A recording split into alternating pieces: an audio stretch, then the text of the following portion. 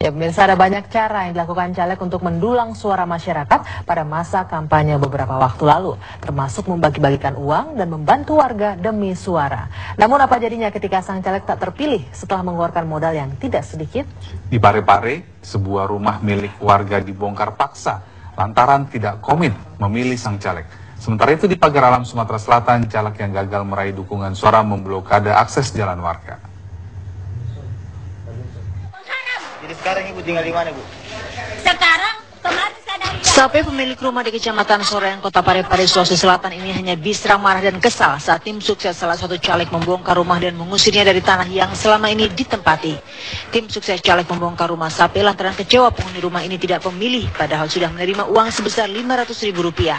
Dengan uang Rp500.000, penghuni rumah ini diharapkan memberikan 3 suara bagi sang caleg pada 9 April lalu. Tapi ternyata penghuni rumah hanya memberikan 1 suara saja.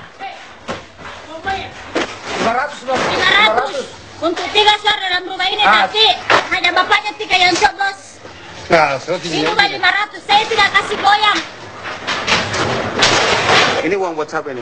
Ini buat untuk di sini. Untuk di Ini rumahnya, uang Bu? dari Haji Apriani.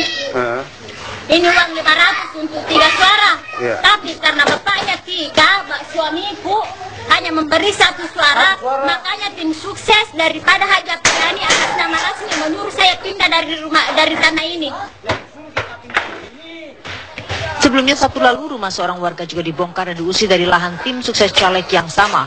Padahal dari hasil sementara caleg yang dimaksud dikabarkan lolos untuk duduk di DPRD Kota Parepare. Sementara itu di Pagar Alam, Sulawesi Selatan, seorang caleg dari Partai Nasdem marah dan memblokade jalan yang biasa dilalui warga lantaran tidak terpilih. Jalan yang diblokade berada di tanah miliknya di Dusun Sukacinta, Kelurahan Atung Bungsu, Kota Pagar Alam. Akibat penutupan jalan ini, warga harus memutar arah dan menempuh jarak lebih jauh. Tidak hanya itu, caleg yang tidak terpilih ini juga membongkar paksa gudang salah seorang warga yang berada di tanah miliknya. Dari Parepare, Sulawesi Selatan dan Pagar Alam, Sumatera Selatan, Rusli Jafar Irwansah, TV One mengabarkan.